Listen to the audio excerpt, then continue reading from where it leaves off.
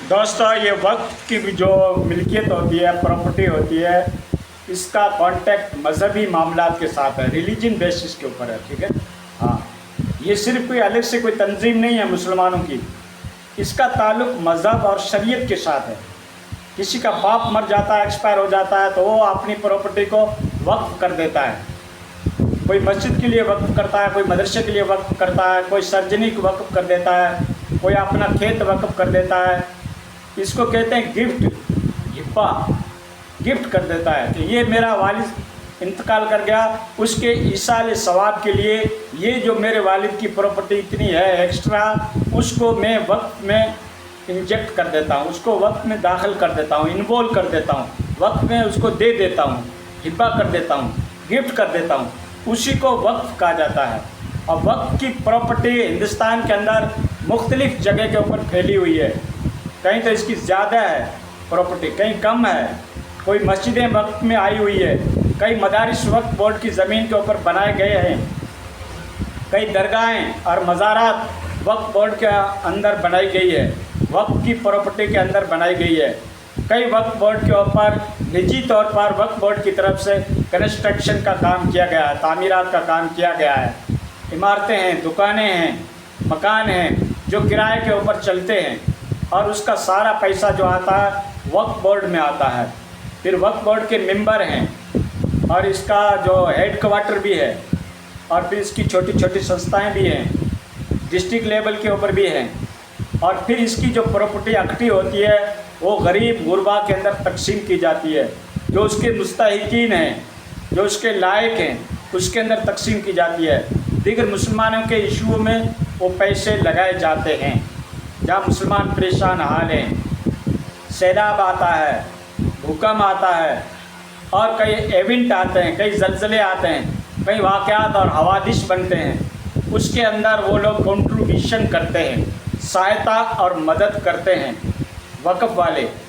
तो ये प्रॉपरली यूँ समझो कि एक निजी और रिलीजन की ये बात है, मज़हबी मामलात के साथ इनका ताल्लुक़ है।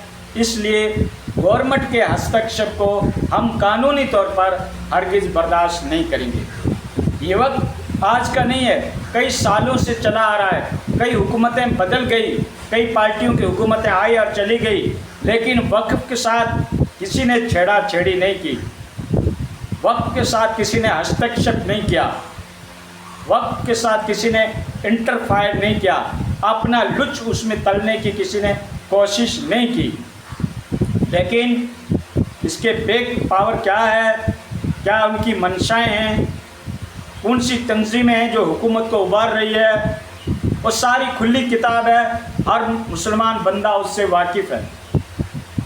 वही तंजीमें दहशतगर्द है जो दूसरों को दहशतगर्द करार देती है, और वो मुसलमान को आए दिन मजहबी मामलात के अंदर परेशान करती रहती है। चाहे वो मसला 3 तलाक का हो, चाहे किसी मस्जिद का हो, चाहे वो NRC का हो, चाहे सिविल कोर्ट हो, तरह तरीके से मुसलमान को किस तरीके से परेशान किया जाए, उससे किसी हुकूक को सलब कर लिया जाए, उसको किस तरीके से रोड पे लाके तने तना छोड़ दिया जाए, उनकी यही मंशाएं हैं। और जो हुकूमत उस मंशा को लेके चलती है वो अपना खामियाजा आने वाले वक्त में भुगतती है, और जैसा कि भुगत रही है, हम सब देख रहे हैं कितना विपक्ष मजबूत हो रहा है। तो दोस्तों, अगर हम भारत की तरक्की चाहते हैं, भारत का विकास चाहते हैं, इस कंट्री को हम डेवलप देखना चाहते हैं, कि हम दुनिया की जो तरक्की याफ्ता सिफे हैं, तरक्की याफ्ता जो डेवलप कंट्री है, प्रोग्रेस कर चुकी है, जिनके पास पावर हैं, हम अगर उसमें शामिल होना चाहते हैं तो हमारे तमाम भारतीयों के अंदर इत्तेहाद, इत्तेफाक, इंटीग्रेशन, संगठित रूप से हम भारतीय पब्लिक रहेंगे तो हमारे देश का विकास होगा।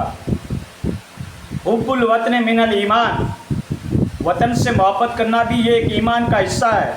हम अपने राष्ट्र से बहुत प्रेम करते हैं, अपने राष्ट्र के लिए अपनी जान को निछावर करने के लिए तैयार हैं, और निछावर किया हमारे अकाबरीन ने, हमारे बुज़ुर्गों ने, हमारे महात्माओं ने देश के खातिर कुर्बानियाँ दी, सूली के फंदे पे चढ़ गए, काले पानी की सज़ाएं दी गई, माल्टा की जेल के अंदर हमारे अकाबरीन को रखा गया। हमने इस तरीके की इस देश की कुर्बानी दी है। लगेगी आग तो कई घर आएंगे जिद में, इस मोहल्ले में सिर्फ हमारा तने घर थोड़ा ही है। तो दोस्तों ये बात है, और इत्तेफाक से रहेंगे, प्रेम से रहेंगे, भाईचारा से रहेंगे, सद्भावना के साथ रहेंगे, गंगा जमुना तहजीब के साथ रहेंगे, तो ही हमारा देश डेवलप हो सकता है। पता नहीं किस तरीके की मंशाएं हैं और किस तरीके का मुस्लिम कम्युनिटी के साथ खेल खेला जा रहा है अंडरग्राउंड में, वो तो अल्लाह ही बेहतर समझता है। और हमारे जो अहले मुबस्सिरीन हैं, हमारे जो इस्लामी स्कॉलर्स हैं, शरीयत के निगरान हैं, कस्टोडियन हैं, वो अच्छी तरीके से सारी चालों को पहचान रहे हैं। लेकिन दोस्तों हमें वो चीज़ें एक्सप्रेशन नहीं करने की है, हमें उन तमाम गहराइयों तक जाने की चीज़ हमारे पास अभी वक्त नहीं है। हम सिर्फ इतना कह सकते हैं कि ये अनलीगल है, जो मुसलमान का निजी संस्था है उसके अंदर हस्तक्षेप मत करो, ठीक है। हाँ, ये गवर्नमेंट के हवाले करने जा रहे हैं, इसके अंदर गैर मुस्लिम मेंबर भी रहेंगे, औरतें मेंबर भी रहेगी, और प्रशासन पूरे वक्फ के निज़ाम को देखेगा। जिस मुस्लिम कम्युनिटी ने अल्लाह के वास्ते कोई चीज़ वक्फ की थी, अब उसको गवर्नमेंट किस तरीके से देखेगी, किस तरीके से उस मामला को टैकल करेगी, जबकि उसके पास इस्लाम का नॉलेज ही नहीं है, शरीयत का नॉलेज ही नहीं है, तो वो क्या जजमेंट लेगी। बिल फ़र्ज़ आपको दे भी दिया तो आप किस तरीके से जजमेंट लोगे, मसलों मसाइल के एतबार से किस तरीके से निर्णय लोगे, किस तरीके से निर्णय लोगे, जजमेंट लोगे, वर्डिक्ट लोगे, फैसला करोगे, इंतज़ामिया को गाइड करोगे, जब आपके पास शरीयत का मज़हब का नॉलेज ही नहीं है। हाँ, उसमें मुस्लिम मेंबर भी रखे जाएंगे, लेकिन इसमें दूसरे का हस्तक्षेप करना, देखो भारतीय संविधान ने भी हमें राइट दे रखा है, इंडियन कॉन्स्टिट्यूशन ने हमको राइट दे रखा है, भारतीय संविधान ने हमें इतना अधिकार दे रखा है कि हम अपने निजी मामला अपनी बेसिस के ऊपर उसको हल करें, लेके चलें, उसमें किसी को हस्तक्षेप मजहबी मामला में करने की ज़रूरत नहीं होगी। गवर्नमेंट ये कह रही है कि हम उसके अंदर सुधार पैदा करेंगे, रिफॉर्मर करेंगे, वक्फ का के अंदर आउट पावर बढ़ेगा, ये सब मीठी मीठी बातें हैं, ठीक है। आधा आधा करें कि कहें, हाँ समझ गए, ठीक है दोस्तों। तो ये बातें हैं, आपके पास जो जीमेल आईडी आ रही है वक्त की, बढ़ चढ़ कर उसमें हिस्सा लें, पूरे फैमिली मेम्बर उससे जुड़ जाएं, अपनी फ्रेंडशिप को भी जोड़ें, अपने सर्किल को भी जोड़ें उसमें, और ईमेल आईडी के ऊपर फॉलो करें और उसको भेजें। अभी पार्लियामेंट के अंदर अभी तक तो बिल पास नहीं हुआ है, उसको जॉइंट पार्लियामेंट्री कमेटी होती है, जॉइंट कमेटी होती है, उसके पास भेजा गया है। वो इंतज़ार कर रही है कि पब्लिक का क्या रद्द अमल आता है, पब्लिक का क्या ओपिनियन आता है, पब्लिक की क्या राय आती है। तो दोस्तों हमें बढ़ चढ़ कर ये राय देनी है कि हमें ये कानून पसंद नहीं है।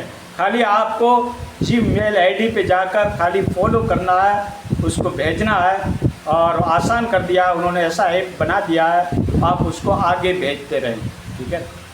अभी तक तो 18 लाख हुआ है, मुस्लिम कौम ख्वाब गफलत की नींद सो रही है, इसको कितना भी झंझोड़ो लेकिन ये जाग नहीं रही है कौम, ठीक है। हाँ, लगेगी आग तो कई घर आएंगे जिद में, इस बस्ती में तना मेरा घर थोड़ी है दोस्तों। लेकिन दोस्तों बहुत देर कर दी, मेरे मसीहा बीमार मोहब्बत की दवा लाते लाते।